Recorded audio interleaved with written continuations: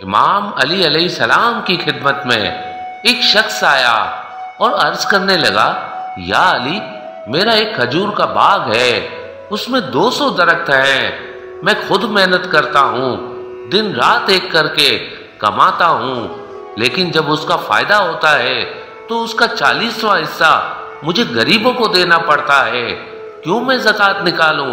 جب زمین میری، درخت میرے، محنت میری، تو اس میں کسی اور کا حصہ کیسے؟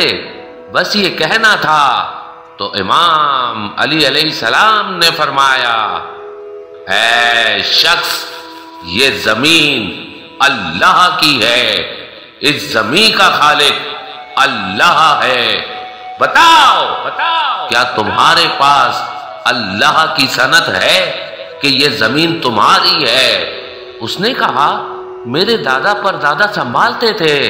امام علی علیہ السلام نے فرمایا، اللہ نے جب آدم کو بھیجا تو بغیر کسی سند کے بھیجا، اس زمین پہ تمام انسانوں کا حق برابر ہے، کوئی زمین کسی کی نہیں، بس انسان زمینوں پہ قبضہ کر لیتے ہیں اور پھر اللہ کی زمین کو اپنی جاگیر سمجھتے ہیں۔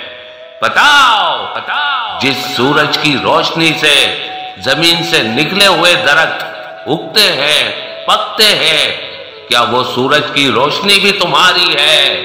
وہ نظریں جھکانے لگا۔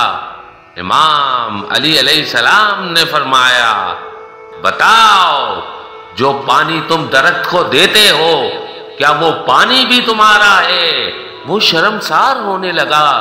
امام علی علیہ السلام نے فرمایا، اے شخص، یاد رکھنا، تم صرف اللہ کی زمین، پانی اور گرمی کے وسیلے سے محنت کر کے ایک نوکر کی حیثیت سے اپنا رزق طلب کرتے ہو، یہ تمہاری جاگیر نہیں، یہ اللہ کی جاگیر ہے۔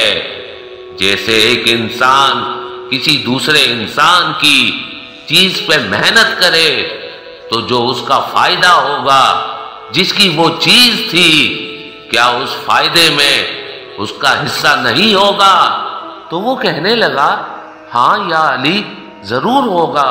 تو امام علی علیہ السلام نے فرمایا، اے شخص، تبھی اللہ نے زکوٰۃ رکھی ہے تاکہ جو تم اللہ کی زمین پہ یا اللہ کی نعمتوں سے کماؤ، اس میں سے اللہ کے حقیر بندوں کی مدد کرو، یہ سوچ کر کہ جس وسیلے سے تم کماتے ہو وہ سارے وسائل اللہ کے ہیں اور اس مال پہ اللہ کے حقیر بندوں کا حق ہے۔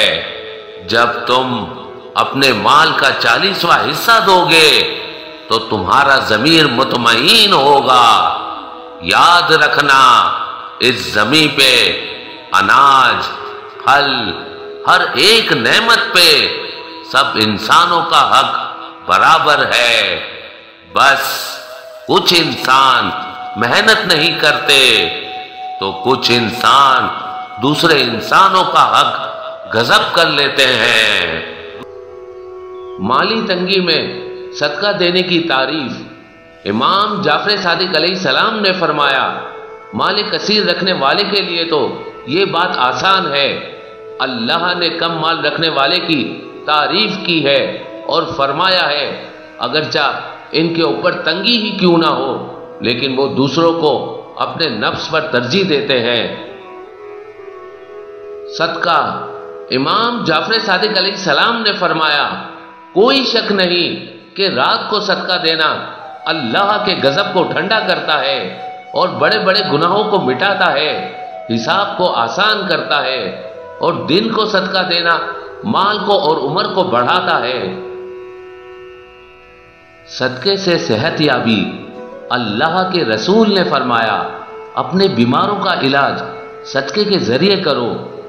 امام جعفر صادق علیہ السلام نے فرمایا، مستحب ہے کہ بیمار اپنے ہاتھ سے صدقہ دے اور ساحل سے یہ کہا جائے کہ وہ اس کے لیے دعا کرے۔ صدقہ دینے میں واسطہ بننے والوں کا فائدہ، اللہ کے رسول نے فرمایا جو شخص کسی مسکین کو صدقہ دے تو اسے ویسا ہی اجر ملے گا، اور اگر اس ایک صدقے کو 40,000 انسان آپس میں گھما کر پھر ایک آدمی کو دے دیں تو ان سب کو مکمل اجر ملے گا۔ جمعے کے دن صدقہ دے کر دگنا ثواب حاصل کریں۔ امام جعفر صادق علیہ السلام فرماتے ہیں کہ میرے پرے بزرگوار علیہ السلام کا مال اپنے گھر والوں میں سب سے کم تھا اور ان کے اخراجات اپنے گھر والوں میں سب سے زیادہ تھے، لیکن آپ علیہ السلام ہر جمعے کو 1 دینار صدقہ دیتے تھے اور ارشاد فرماتے تھے کہ جمعے کے دن کا صدقہ جمعے کی فضیلت کی وجہ سے دوسرے دنوں کے مقابلے میں دگنا ثواب والا ہو جاتا ہے، دگنا ثواب والا ہو جاتا ہے۔